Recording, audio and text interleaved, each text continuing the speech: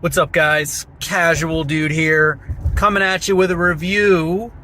Well, soon. I'm on my way to the movies to see Knock at the Cabin, the long-awaited sequel to Cabin in the Woods.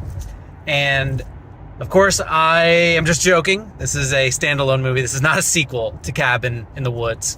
This is the new M. Night Shyamalan movie.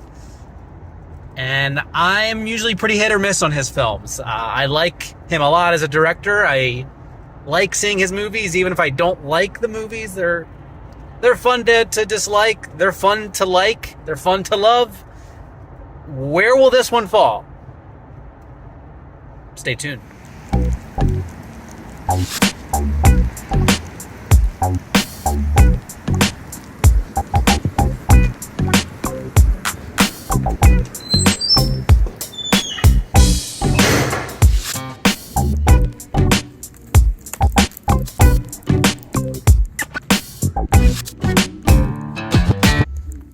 Well, I just saw the movie.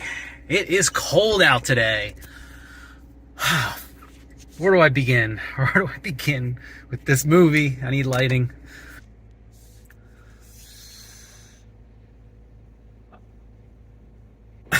I don't know what to say.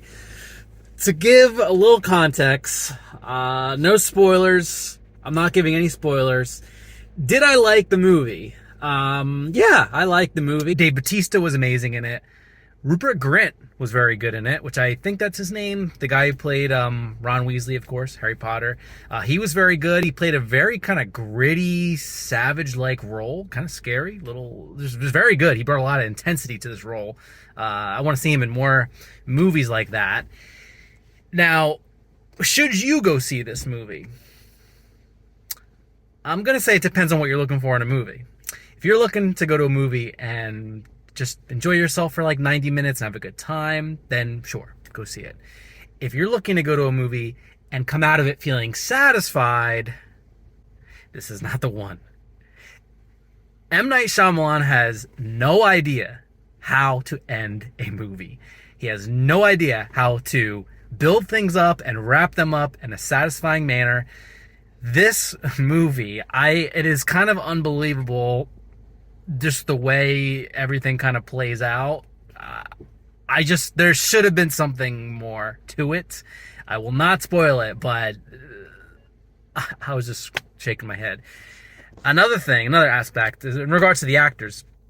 The two leads in this movie, which, Bautista is kind of a lead. I'm not talking about him. He's not really the lead as far as like who you think of for the lead. Like he's the star billing, but there's two characters who really are truly like the leads of this movie. They're both pretty weak. One in particular, I've seen both of these actors before, but man, this one guy, his name's Andrew in the movie, really annoying. He was just one of those very annoying characters that this movie's called Knock at the Cabin. We know there's people go and knock on a cabin and have some sort of reason why they're there.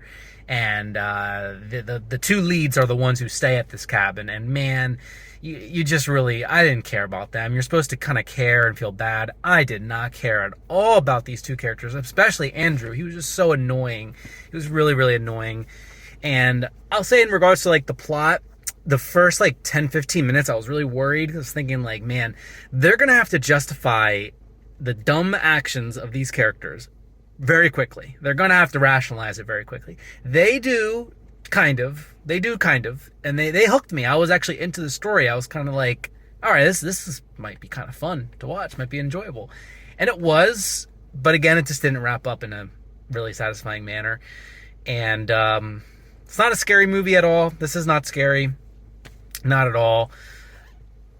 It's pretty middle of the road for M. Night, I would say. He's made enough shit where this one just doesn't stink as bad.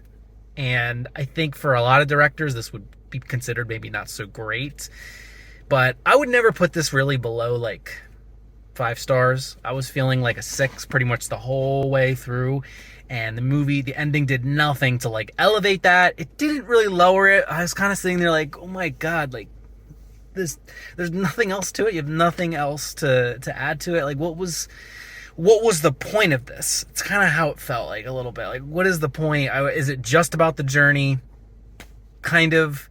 There's also a few things that have no reason to be in the movie. There's a character who has like a scar on their face, and you're definitely thinking like it must mean something. It doesn't, and if it does, it went over my head, or it was something that just requires like far more deeper understanding. I don't know. Maybe it was some sort of like, there's some biblical implications here. Maybe it had to do with that.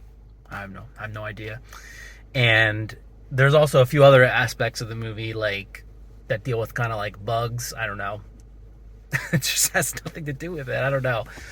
I really don't know. I mean, I guess I kind of see what they were doing with the bugs, but it's just, there's nothing to it. But I'm sorry. I mean, I don't want to spoil anything. I'm not going to really go into it. I had a good time. It was fun to watch. It was fun to watch kind of things play out, but it felt pretty amateurish. I'm pretty shocked that this is, M. Night's 10th, 11th, 12th movie. He's made about that many movies now. Not as bad as some of these ones that have these horrible twists and just, like A Happening or of The Village, which I thought that was a really bad twist. Saw that one coming big time. This one doesn't really hinge too much on the twist, so you can take that for what you would like, but this is not really about the twist. There's not too much to discuss about it. Like, if you've seen it, and I've seen it, there's not much interesting here. There's nothing that's really too deep, but, again, I would say, if I'm being honest, I would say you should probably wait to watch this when it's streaming somewhere. Sorry, M. Night. I love you. M. Night's also in the movie for a little bit, but unless you got like I have AMC A-list, I would probably save your money to watch this on streaming for cheaper. There's just not much here, and you're definitely not going to be satisfied. This is not a satisfying movie.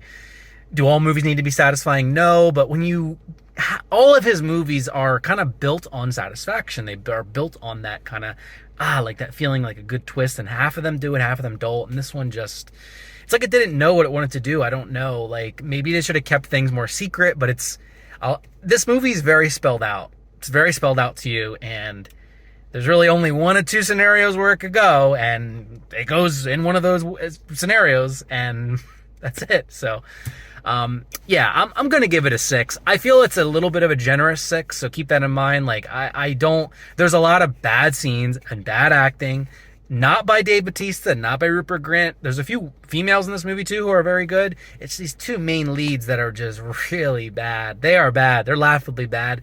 I would enjoy probably having a few beverages, alcoholic of sorts, and watching this back and just laughing at some of these stupid characters.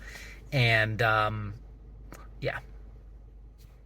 6 out of 10. It's probably more like a 5.5, but I don't really round here. CasualDude doesn't round. I'm sorry, CasualDude does round. He doesn't do percentages or decimals too often. So if I had to, I would say this is a 5.5. I'd say it's barely above average. So that's my review. Go see it if you feel like it. If you're just want to go see that M. Night movie, let me know what you think in the comments, and I'll see you on the next one. All right, guys. CasualDude will see you later.